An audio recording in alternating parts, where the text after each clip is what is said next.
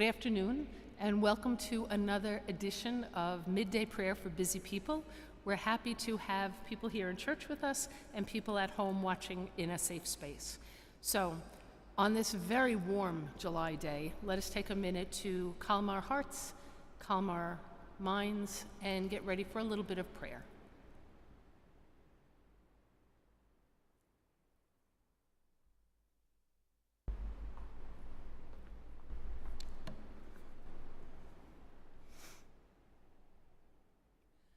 A reading from the Song of Songs. The bride says, "On my bed at night I sought him whom my heart loves. I sought him, but I did not find him. I will rise then and go about the city.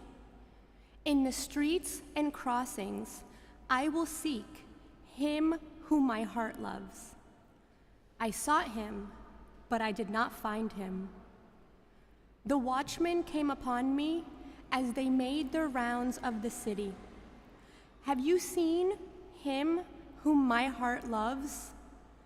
I had hardly left them when I found him whom my heart loves."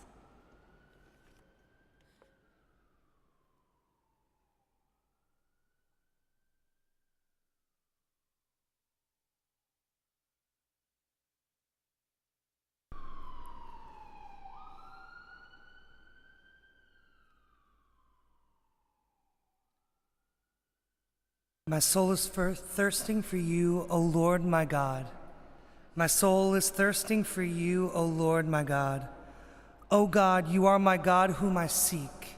For you my flesh pines and my soul thirsts, like the earth parched, lifeless, and without water. My soul is thirsting for you, O Lord my God. Thus have I gazed toward you in the sanctuary to see your power and your glory. For your kindness is a greater good than life. My lips shall glorify you. My soul is thirsting for you, O Lord my God. Thus will I bless you while I live. Lifting up my hands, I will call upon your name. As with the riches of a banquet shall my soul be satisfied, and with exultant lips my mouth shall praise you. My soul is thirsting for you, O Lord my God. You are my help, and in the shadow of your wings I shout for joy. My soul clings fast to you. Your right hand upholds me. My soul is thirsting for you, O Lord my God. Alleluia, alleluia, alleluia. Alleluia, alleluia, alleluia. I saw the glory of the risen Christ. I saw his empty tomb. I saw his empty tomb. Alleluia, alleluia, alleluia. Alleluia, alleluia, alleluia, alleluia.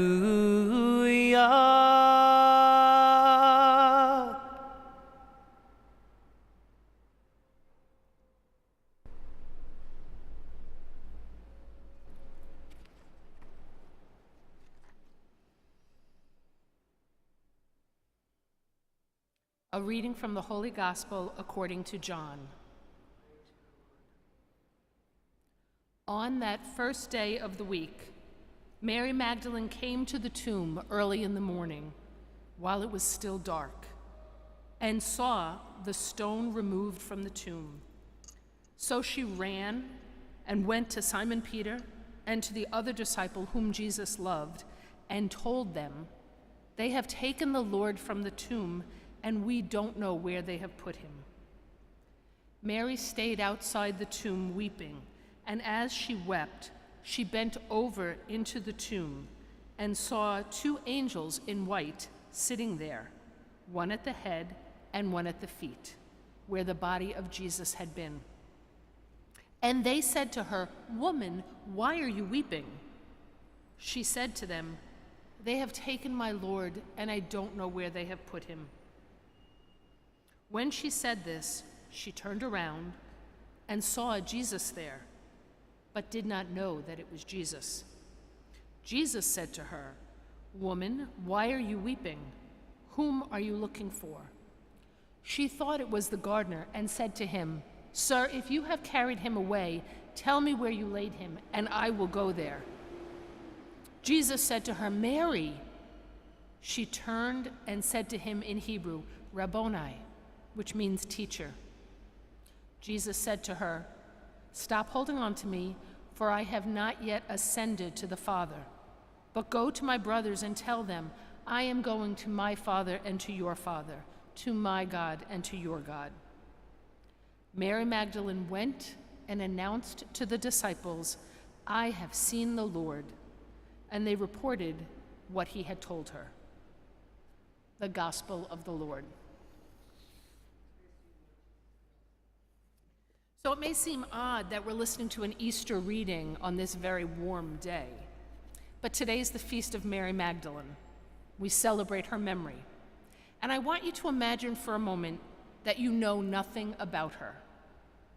She who was friend, disciple, witness to Jesus' life and death and resurrection.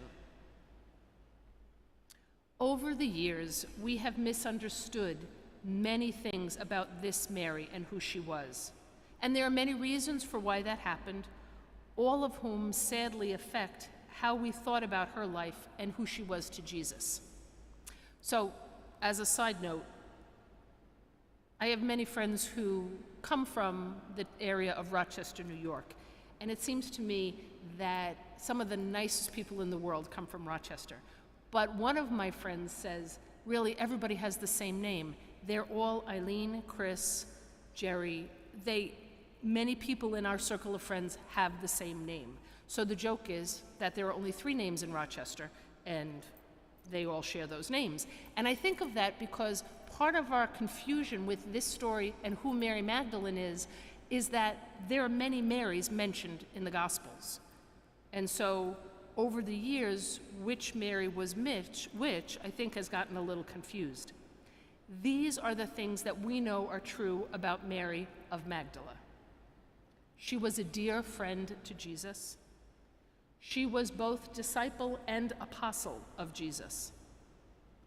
She's one of the women who bore witness to both his death and his resurrection. And she was the first person to see Jesus after his resurrection. Her name, Mary, was the first word that Jesus spoke after his resurrection. How amazing is that? And when Mary heard Jesus call her name, her heart knew who it was even before her eyes recognized him. So why then are we so attracted to this image, this story of who this particular Mary is? I can't help but think it's because she is the model of devotion and love that we all strive on our best days to be for others, and we hope that we're lucky enough to find in our own lives. Mary is the first to share the good news with others. When she tells the disciples, "I have seen the Lord," it's brand new news to them. It's not what they were expecting to hear. It truly is the good news. This is part of the reason that she's referred to as the first disciple. She may have been sad, but it doesn't ever say that she was afraid. She seems to me to be a woman of great courage. So here's the question for us in our day and time. In light of this amazing woman, Mary Magdalene, who she is and who she was, and putting that in the context of the lovely readings we heard today. Who are you searching for? Who are you thirsting for? I truly hope for each of us the answer really is Jesus.